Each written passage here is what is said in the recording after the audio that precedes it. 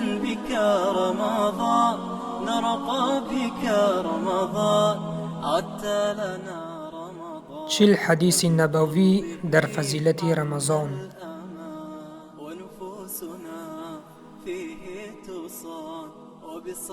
به نام خداوند بخشنده و مهربان.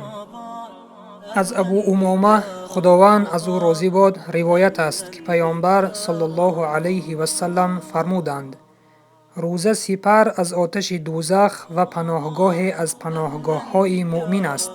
تمام عمل برای صاحبش می باشد بجز روزه. خداوند می فرماید: روزه برای من است و من پاداش آن را می دهم. روزه چون پرده بین روزه‌دار و دوزخ بوده و سبب نجات او می باشد. پیامبر صلی الله علیه و سلم روزه را برای مؤمن چون قلعه شماریدند.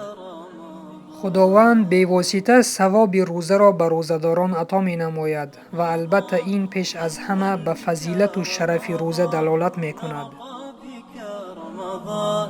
عدت لنا رمضان وبقربه عم